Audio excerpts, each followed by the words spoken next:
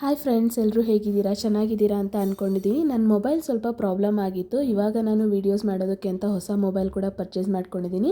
ಹಾಗಾಗಿ ನನ್ನ ಚಾನಲ್ನಲ್ಲಿ ವೀಡಿಯೋಸ್ಗಳನ್ನ ಅಪ್ಲೋಡ್ ಮಾಡೋಕ್ಕೆ ಆಗ್ತಾ ಇರಲಿಲ್ಲ. ಸೊ ಈ ವಿಡಿಯೋದಲ್ಲಿ ನಾವು ಈಸಿಯಾಗಿ ಮನೇಲಿರುವಂಥ ಪದಾರ್ಥಗಳನ್ನೇ ಬಳಸ್ಕೊಂಡು ನಾವು ಹೇಗೆ ಎಗ್ ಫ್ರೈಡ್ ರೈಸ್ನ ಮಾಡ್ಕೋಬೋದು ಸುಲಭವಾಗಿ ಅಂತ ಹೇಳ್ಬಿಟ್ಟು ನೋಡೋಣ. ಬೇಕಾಗಿರುವಂಥ ಇಂಗ್ರೀಡಿಯೆಂಟ್ಸ್ನ ನಾನು ಇಲ್ಲಿ ಲಿಸ್ಟ್ ಕೊಟ್ಟಿದ್ದೀನಿ, ನೀವೊಂದ್ಸರಿ ಚೆಕ್ ಮಾಡ್ಕೊಳ್ಳಿ. ಈ ರೀತಿ ಒಂದು ದೊಡ್ಡ ಕಡಾಯಿಗೆ 2 ಚಮಚದಷ್ಟು ಆಯಿಲ್ ಹಾಕ್ಕೊಂಡು ಸಣ್ಣದಾಗಿ ಹೆಚ್ಕೊಂಡಿರುವಂಥ ಶುಂಠಿ ಬೆಳ್ಳುಳ್ಳಿನ ಹಾಕ್ಕೊಂಡು ಸ್ವಲ್ಪ ಬ್ರೌನಿಷ್ ಕಲರ್ ಆಗಿ ಫ್ರೈ ಮಾಡಿಕೊಂಡು ಇದಕ್ಕೆ ಆನಿಯನ್ ಹಾಕಬೇಕು. ಇದ್ರ ಜೊತೆಗೇನೆ ನಾವು ಕ್ಯಾರೆಟ್ ಮತ್ತು ಬೀನ್ಸ್ನ ಸಣ್ಣಗೆ ಹೆಚ್ಕೊಂಡು ಹಾಕ್ಕೋಬೇಕಾಗತ್ತೆ. ಇದು ಸ್ವಲ್ಪ ಅರ್ಧಂಬರ್ಧ ಬೆಂದ್ಕೋಬೇಕಾಗತ್ತೆ ಎಣ್ಣೆನಲ್ಲೇ. ಸ್ವಲ್ಪ ಜಾಸ್ತಿ ಬೇಯೋದೇನು ಬೇಡ. ಇಲ್ಲಿ ನಾನು ಕಲರ್ಗೆ ಹಾಗೆ ಖಾರಕ್ಕೆ ಅಂತ ಹೇಳಿ ಅಚ್ಕಾರದ ಪುಡಿನ ಬಳಸ್ತಾ ಇದ್ದೀನಿ.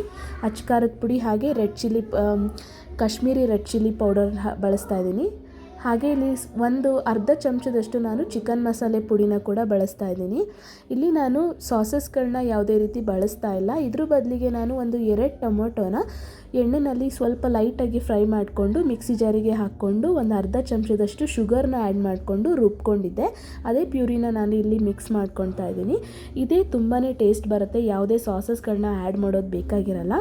ಇಲ್ಲಿ ರುಚಿಗೆ ತಕ್ಕಷ್ಟು ಉಪ್ಪನ್ನು ನಾನು ಹಾಕ್ಕೊಂಡು ಸ್ವಲ್ಪ ಮಿಕ್ಸ್ ಮಾಡ್ಕೊಳ್ತಾ ಇದ್ದೀನಿ. ಇಲ್ಲಿ ನಾನು 3 ಮೊಟ್ಟೆನ ಬಳಸ್ತಾ ಇದ್ದೀನಿ. ಒಂದೊಂದೇ ಮೊಟ್ಟೆನ ಈ ರೀತಿ ಒಡೆದಾಕ್ಬಿಟ್ಟು ನೀಟಾಗಿ ಇದನ್ನು ಮಿಕ್ಸ್ ಮಾಡ್ಕೋಬೇಕಾಗತ್ತೆ. ಇಲ್ಲಿ ಯಾವುದೇ ರೀತಿ ಸಾಸಸ್ನ ಬಳಸೋ ಅವಶ್ಯಕತೆ ಇಲ್ಲ, ಯಾಕೆಂತಂದರೆ ಯಾವುದೇ ರೀತಿ ಸಾಸಸ್ದು ಕೆಮಿಕಲ್ನ ಯೂಸ್ ಮಾಡೋದ್ರಿಂದ ಆರೋಗ್ಯಕ್ಕೆ ಒಳ್ಳೆಯದಲ್ಲ ಅಲ್ವಾ. ಹಾಗಾಗಿ ಇದನ್ನು ಮಕ್ಕಳಿಗೋಸ್ಕರ ಕೂಡ ನಾನು ಮಾಡ್ತಾ ಇರೋದು. ಹಾಗಾಗಿ ನಾವು ಮನೇಲಿರೋಂಥ ಇಂಗ್ರೀಡಿಯೆಂಟ್ಸ್ನ ಯೂಸ್ ಮಾಡಿಕೊಂಡು ಈಸಿಯಾಗಿ ಮಾಡ್ಕೋಬೋದು. ಸೊ ಇದು ಸ್ವಲ್ಪ ಬೆಂದ ಮೇಲೆ ಲಾಸ್ಟಿಗೆ ನಾನು ಇಲ್ಲಿ ಕಾಳು ಮೆಣಸಿನ ಪುಡಿನ ನಾನಿಲ್ಲಿ ಬೆರೆಸ್ಕೊಳ್ತೀನಿ. ಇದು ಕೂಡ ಮನೇಲೇ ಮಾಡ್ಕೊಂಡಿದ್ದೀನಿ. ಇದನ್ನು ಒಂದು ಲೈಟಾಗಿ ಜಸ್ಟ್ ಫ್ರೈ ಮಾಡಿಕೊಂಡ್ರೆ ಸಾಕು. ಇದಾದ ನಂತರ ನಾವು ಎಷ್ಟು ರೈಸ್ ಬೇಕೋ ಅದನ್ನು ಆಲ್ರೆಡಿ ಬೇಯಿಸಿಟ್ಕೊಂಡಿರೋಂಥ ರೈಸ್ನ ಹಾಕ್ಬಿಟ್ಟು ನೀಟಾಗಿ ಮಿಕ್ಸ್ ಮಾಡ್ಕೊಳ್ಳೋದು. ಇದು ನೀಟಾಗಿ ಸ್ವಲ್ಪ ಉಂಡೆಗಳಿಲ್ಲದೆ ಇರೋ ಥರ ನಾವು ಉಂಡೆಗಳು ಯಾವುದೇ ರೀತಿ ಇಲ್ಲದೆ ಇರೋ ಥರ ನಾವು ಮಿಕ್ಸ್ ಮಾಡ್ಕೋಬೇಕಾಗತ್ತೆ. ಈ ರೀತಿ 2 ಚಮಚದ ಸಹಾಯದಿಂದ ನಾವು ನೀಟಾಗಿ ಮಿಕ್ಸ್ ಮಾಡ್ಕೋಬೋದು. ಇದಾದ ನಂತರ ಹಸಿ ಈರುಳ್ಳಿನ ನಾನು ಇದ್ರ ಮೇಲೆ ಹಾಕ್ಕೊಳ್ತೀನಿ, ತುಂಬಾ ಚೆನ್ನಾಗಿರುತ್ತೆ. ಸೊ ಲಾಸ್ಟಿಗೆ ಕೊತ್ತಂಬರಿ ಸೊಪ್ಪನ್ನ ಕೂಡ ನಾವು ಹಾಕ್ಕೊತಾ ಇದ್ದೀವಿ. ಸೊ ಈಗ ಎಗ್ ಫ್ರೈಡ್ ರೈಸ್ ಈಸಿಯಾಗಿ ರೆಡಿಯಾಗಿದೆ. ಸೊ ಇಷ್ಟ ಆಗಿದ್ದರೆ ದಯವಿಟ್ಟು ಚಾನಲಿಗೆ ಸಬ್ಸ್ಕ್ರೈಬ್ ಮಾಡ್ಕೊಳ್ಳಿ. ಮತ್ತಷ್ಟು ಇದೇ ರೀತಿ ಒಳ್ಳೆ ರೆಸಿಪಿಗಳನ್ನ ನನ್ನ ಚಾನಲ್ನಲ್ಲಿ ಅಪ್ಲೋಡ್ ಮಾಡ್ತಾ ಇರ್ತೀನಿ.